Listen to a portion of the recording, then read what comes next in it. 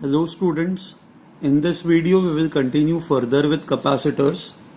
So in the previous video we had just looked at what are capacitors, what is the basic idea of a capacitor. Okay, so capacitor हम लोगों ने define किया था, it is basically a device which is used to store electrical energy.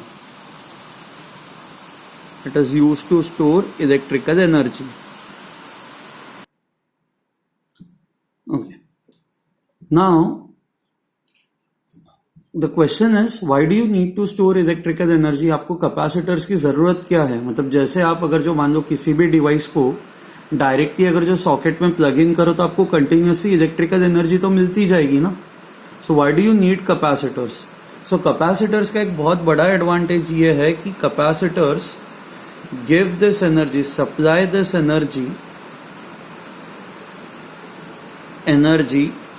in a very small time interval.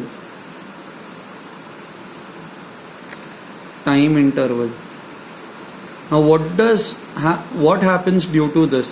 Okay, so आपको energy जो मिल रही है मान लो बड़ा नंबर ना भी हो, but because your time interval is very very small, delta E upon delta T is nothing but power, or power is extremely large. So capacitor also provides you large amount of power. It gives you large amount of power. Okay. अच्छा, capacitors के अंदर आपको energy store करनी हो तो आप आराम से धीरे धीरे से उसके अंदर एनर्जी स्टोर कर सकते हो. But capacitors can give you that energy in a very very small interval of time. Okay, and because वो आपको एनर्जी तुरंत दे देता है, टाइम इंटरवल आपका छोटा है, the power basically electrical power produced by capacitors is extremely high, very very high. अब बहुत सारे डिवाइसेस वैसे होते हैं जहां पे which need large amount of power, इसलिए this is where it is useful. Moreover अब कई बार ये होता है कि कैपेसिटर्स जो होते हैं they also are used to provide constant electric field. Okay, now when they provide constant electric field, मान लो एक ऐसी constant electric field आपको provide की जा रही है. now because the field is constant, आप guess कर सकते हो, मान लो आप यहां से अगर जो कोई एक charged particle को प्लस प्रोजेक्ट करते हो तो you can guess its path कि ये यहां पे जाके हिट करेगा, यहां पे जाके हिट करेगा, यहां पे जाके हिट करेगा. Because the electric field is uniform, electric field is constant. So when you project charges through this uniform field, आप उसका path जो है वो exactly guess कर सकते हो. Now this concept or this advantage of capacitors was used in television sets.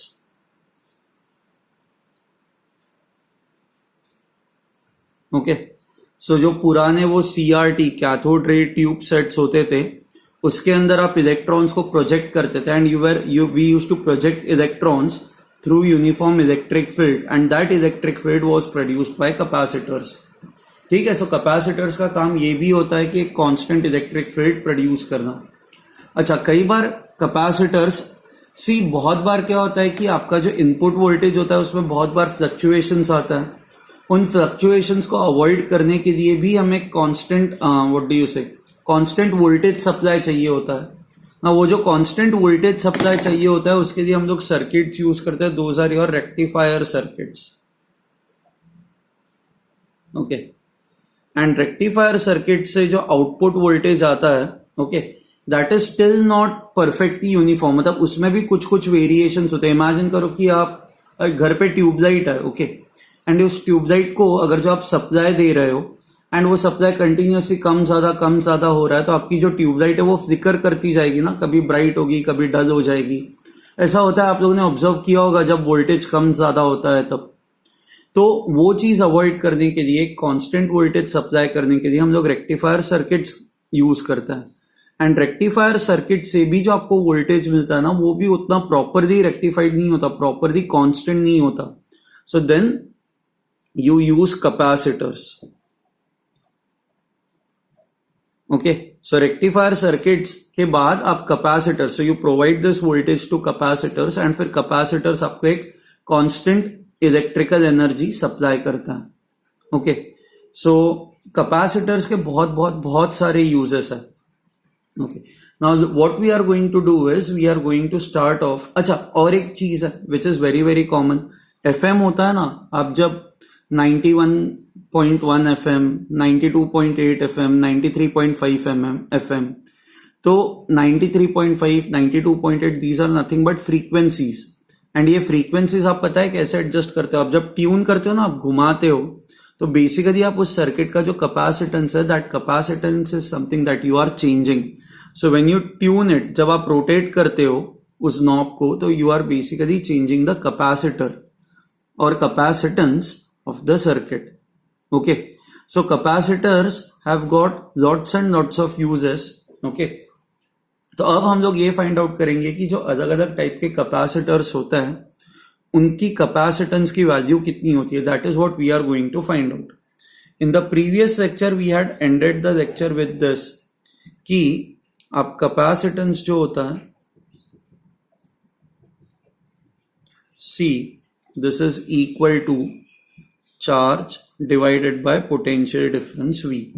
And मैंने आपको कैपेसिटेंस बताया था, it is nothing but combination of two conductors, one given positive charge, one given negative charge, plus Q minus Q.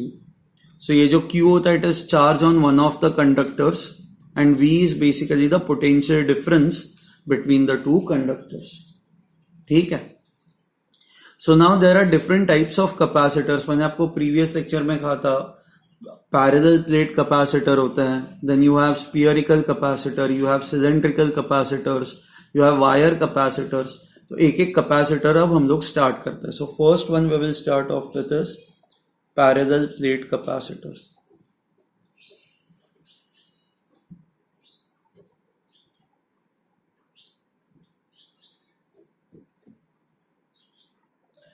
Now, when you say parallel plate capacitors, what do you mean by parallel plate capacitors? So you have two plates, two very large plates, and इनके बीच का जो separation है ना, that separation is not large. इनके बीच का जो separation है, that is relatively small. Separation is this D. So separation between the plates is small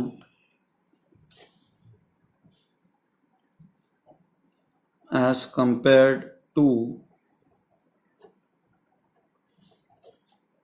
the dimensions of the plate.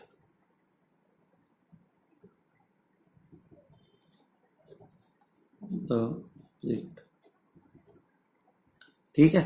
So separation between the plates is small as compared to the dimensions of the plate. ठीक है. Now dimensions, when I say dimensions, मतलब the length of the plate, the breadth of the plate. Okay.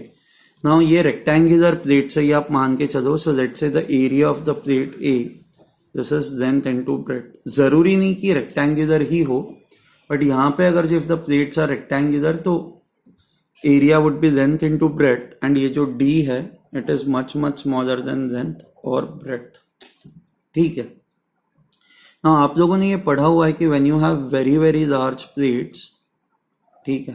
ना before we do that, हम लोगों ने previous lecture में ये भी देखा था कि आप जब इस प्लेट पे पॉजिटिव चार्ज और इस पे नेगेटिव चार्ज डालते हो तो what happens is, positive charge जो है, ये सारा का सारा पॉजिटिव चार्ज इनसाइड सरफेस पे आ जाता है, सारा नेगेटिव चार्ज यहाँ पे इनसाइड सरफेस पे आ जाता है, and outer surfaces have zero charge. Correct. Now we know that मान लो कि कोई एक प्लेट है. Okay. And let's say the surface charge density over here is sigma.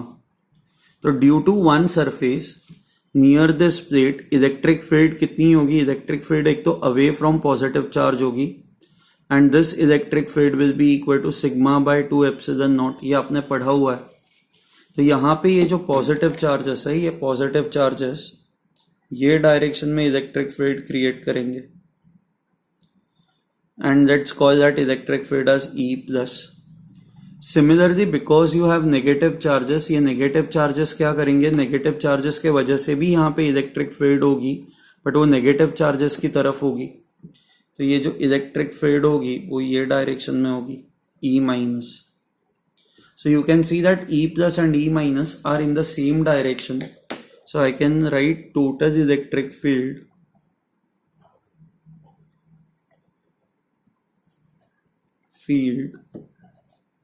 between the plates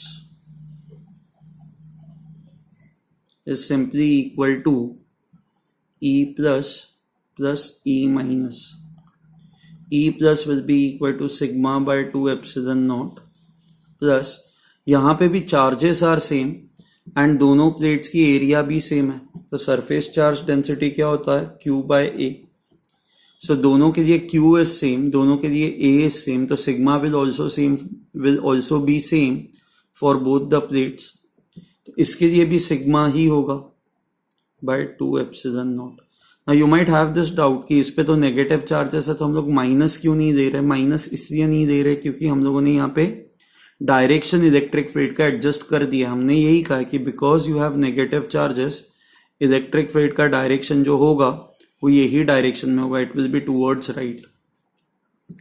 so this becomes equal to sigma by epsilon naught and I know that sigma is Q by A. So Q by A into epsilon naught. This is your electric field. Okay, now let's से potential difference between the two plates is V. That the potential difference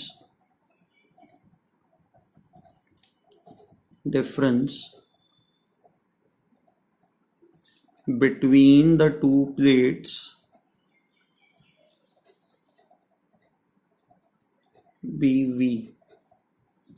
अच्छा, अब आपकी electric field uniform है ना. You can see that electric field depends upon three things: charge, which is constant; area, which is constant; this is a constant. It does not depend upon the distance. यहाँ से कितने distance पे point है उस पे depend ही नहीं करती. So when electric field is uniform, therefore when electric field is uniform,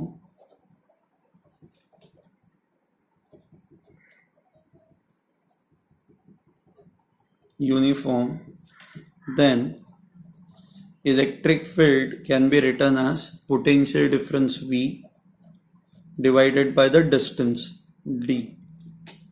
Correct? हाँ, हमें ये इलेक्ट्रिक फील्ड पता ही है, it is Q upon A into epsilon naught. This is V by D. So therefore Q by V is equal to A into epsilon naught by D. But Q by V क्या होता है? Q by V is nothing but capacitance C. So therefore C is equal to A epsilon naught by D. ठीक है. Now यहाँ पे हमने ये माना है कि यहाँ पे you have nothing in between, you only have vacuum or air in between.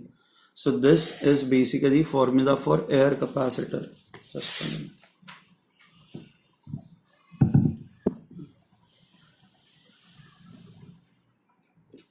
This is air capacitor.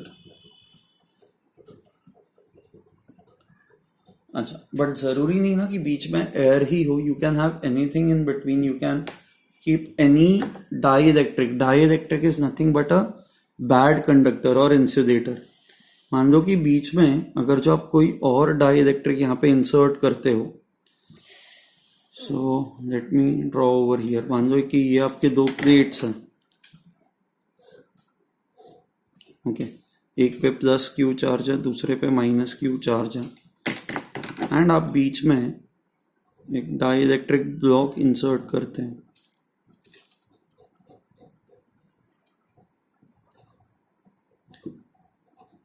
Die electric is nothing but insulator, हाँ, जिसका dielectric constant is K.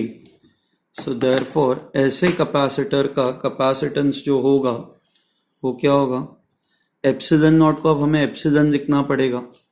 So it will B A epsilon bye D, and epsilon is nothing but you know it is epsilon not into K. So C becomes equal to K into A into epsilon naught by D. ठीक है. So you have to remember this.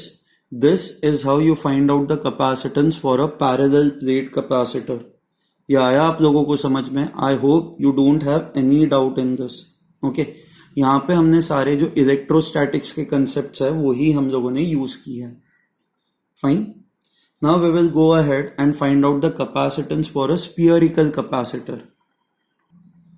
So now we have a spherical capacitor. Spherical capacitor क्या होता है? You have a solid conducting sphere. Let's say इसका जो radius है, let's call that radius as A. Okay. And then you have a conducting shell. And इस conducting shell का जो radius है, let's call it as B. Okay. Now अंदर वाले spear पे, ये जो कंडक्टिंग स्पीयर है इस पे हम लोगों ने पॉजिटिव चार्ज डाला हुआ है, एंड ये जो कंडक्टिंग शेल है इस शेल के ऊपर हम लोगों ने नेगेटिव चार्ज डाला हुआ है. ओके, नाउ आप इसका कैपेसिटर कैसे निकालोगे? नाउ सेम चीज है, we will try to find out the potential difference between the sphere and the shell. Okay, and charge upon potential difference will give you capacitance. So let's say यहाँ पे जो charge है that is plus Q, and ये जो बाहर वाला जो shell है इस पे जो चार्ज है दैट इज माइनस क्यू. ना हमें ये पता है कि ये सारा का सारा जो चार्ज होगा ये सारा चार्ज इनर सरफेस पे आ जाएगा, एंड यहाँ पे ये जो मेटालिक स्पीयर है इसका सारा चार्ज जो होगा ये आउटर सरफेस पे होगा. Okay, now let's consider 2 points, point A and point B. Now potential at point A will be equal to this sphere plus this shell. So sphere के वजह से यहाँ पे potential कितना होगा? 1/4 pi epsilon naught Q by A. अच्छा, and ये shell के वजह से ये पॉइंट है शेल के अंदर है ना, so inside the shell the potential is given by 1/4 pi epsilon naught. Shell पे जो चार्ज है that is minus Q divided by the radius of the shell that is B. Okay, potential at this point B due to inner sphere कितना होगा?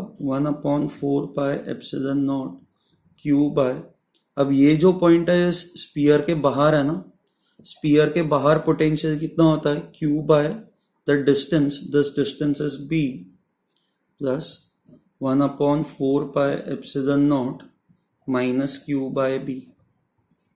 ठीक है.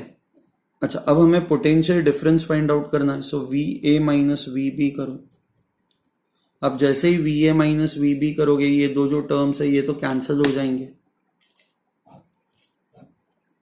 And what you will get is 1/4 pi epsilon naught Q by A minus Q by B. ठीक है. So VA minus VB is equal to Q upon 4 pi epsilon naught B minus A upon AB. अब आपको capacitance चाहिए, तो capacitance जो होता है C, this is equal to Q by potential difference. So Q divided by potential difference is, this is Q into B minus A divided by 4 pi epsilon naught AB. ये Q और Q cut हो जाएगा, so this becomes 4 pi epsilon naught AB B minus A. ठीक है. So now I can say this, for a spherical capacitor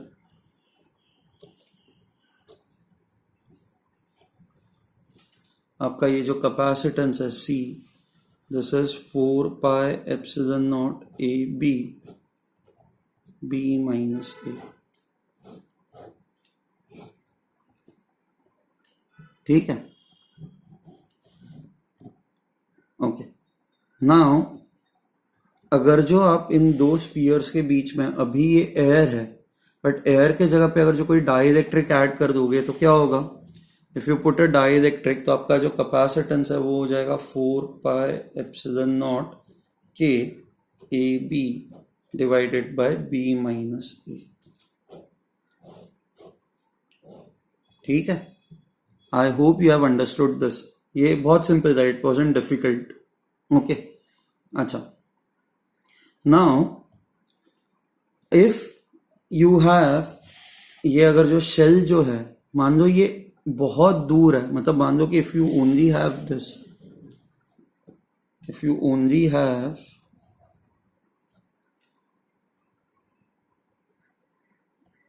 okay, you only have a metallic sphere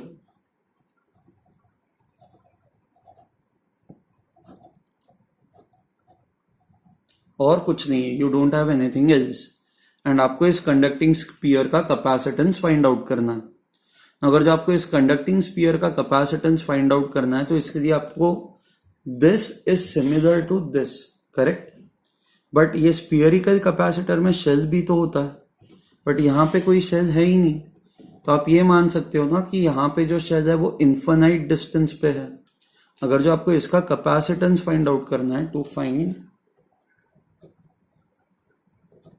the capacitance of an isolated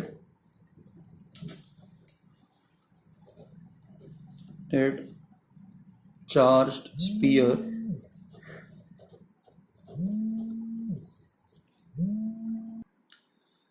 we assume that outer shell is at infinity.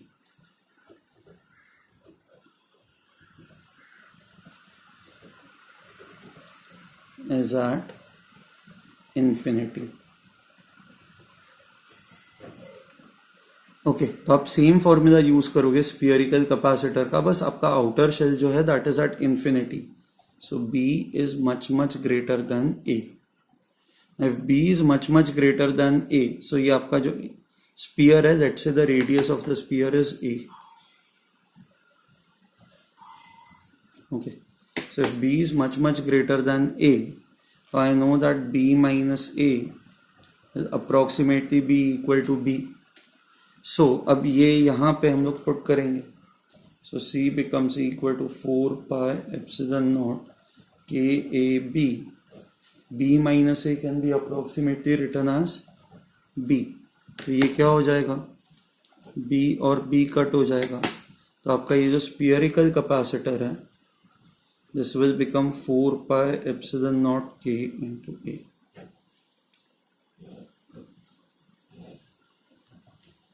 ठीक है. So I hope you have understood this. So if you have only isolated conducting sphere, तो इस isolated conducting sphere का capacitance इतना होता है. This is the capacitance of isolated conducting sphere. I hope you have understood this. इसमें आपको कोई भी डाउट नहीं है. Okay? Fine. Okay. Now when we talk of cylindrical capacitor में you have an inner cylinder, okay, and then you have an outer cylinder. या outer cylinder hollow है, inner cylinder it hollow है या solid है उससे फर्क नहीं पड़ता. आप inner cylinder पे प्लस क्यू चार्ज दे रहे हो, outer cylinder पे आप माइनस क्यू चार्ज दे रहे हो. Okay. Now in cylinders के लिए let's say charge per unit length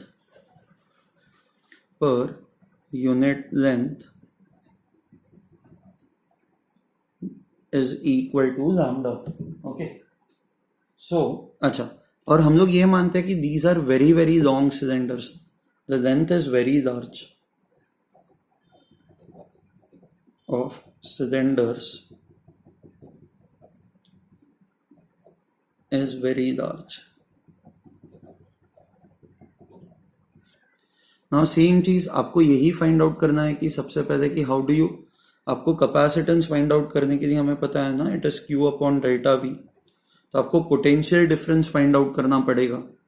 आप पोटेंशियल डिफरेंस कैसे फाइंड आउट करोगे? सो आपको पता है कि यहाँ पे let's say at a distance x आपकी इलेक्ट्रिक फील्ड कितनी होगी. सी आउटर सिलेंडर के वजह से कोई इलेक्ट्रिक फील्ड होगी नहीं, क्योंकि ये वाला जो पॉइंट है वो आउटर सिलेंडर के लिए अंदर इंटीरियर पॉइंट है. बट इनर सिलेंडर के वजह से यहाँ पे जो इलेक्ट्रिक फील्ड होगी, so electric field at point P would be equal to 2 into 1 upon 4 pi epsilon naught into lambda by x. Okay, x is basically this distance, lambda is basically the charge per unit length on this cylinder. So this becomes equal to 1 upon 2 pi epsilon naught lambda by x. Okay, now ये जो electric field है, ये electric field इस direction में, this is the direction of the electric field. Okay, now आपको अगर जो potential difference find out करना है यहां से यहां तक का, so v plus minus v minus, this would be equal to integral of e dot dx. Okay, हमें ना मैग्नीट्यूड चाहिए बस, just find out its magnitude. So ये माइनस होता है, minus E dot D X. So this is where X varies from A to B. So therefore delta V is equal to mod of 1 upon 2 pi epsilon naught lambda by X into D x. आपका जो D x vector है वो भी यही direction में. ठीक है, so this becomes equal to from A to B. So this becomes, क्या क्या चीजें कांस्टेंट है, lambda upon 2 pi epsilon naught ये कांस्टेंट है, अंदर बचेगा 1 by x d x, x varies from A to B.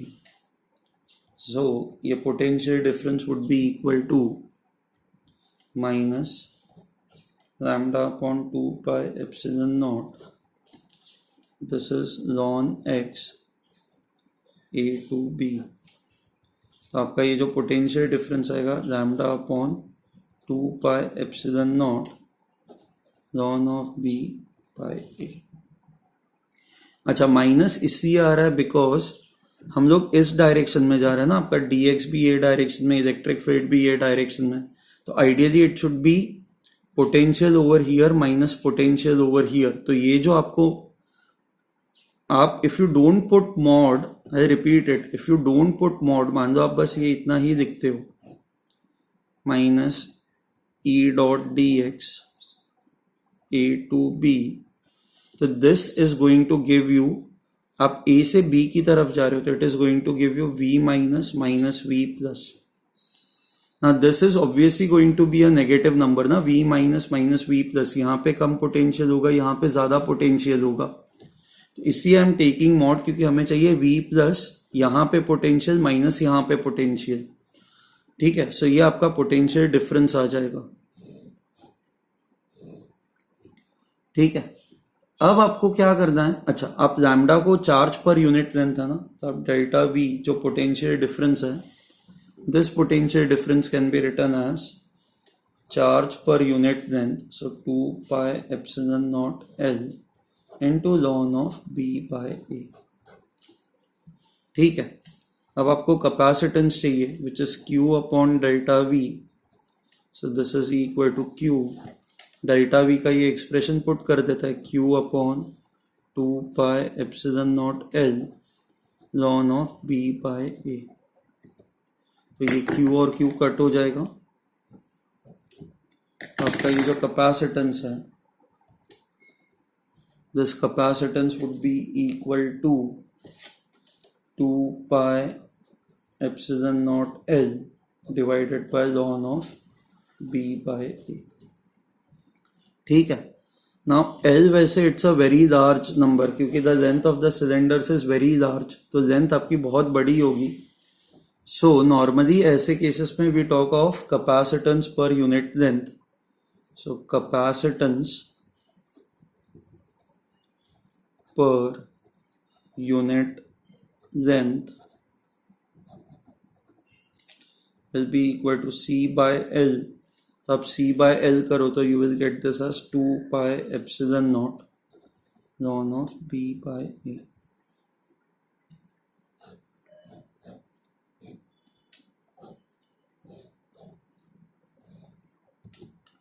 ठीक है, so for cylindrical capacitors this is how you find out the capacitance. and obviously अगर जो आप इन दो सिलेंडर्स के बीच में इफ यू फिल समथिंग तो क्या हो जाएगा, So therefore, if dielectric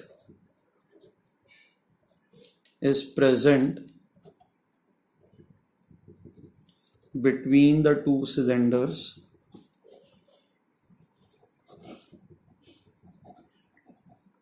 then the C जो होगा that will become equal to 2 pi epsilon naught K into L divided by ln of P by A. So हर एक case में हमें क्या रियलाइज हो रहा है, हमें ये रियलाइज हो रहा है कि अगर जो if you put some dielectric between the two plates or between the two spheres or between the two cylinders, आपका जो capacitance है वो capacitance increase हो जाता है by a factor K. So I can write capacitance increases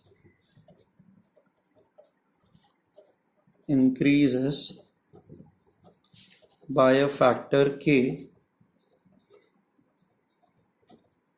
when dielectric is introduced.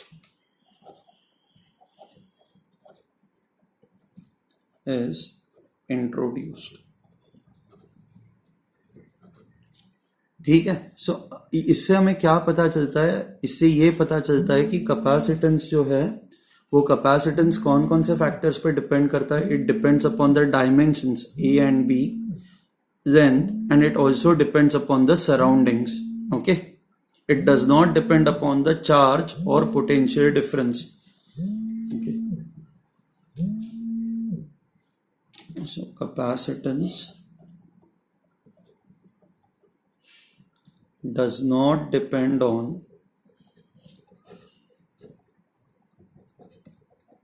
charge or potential difference. I hope you have understood this. Okay.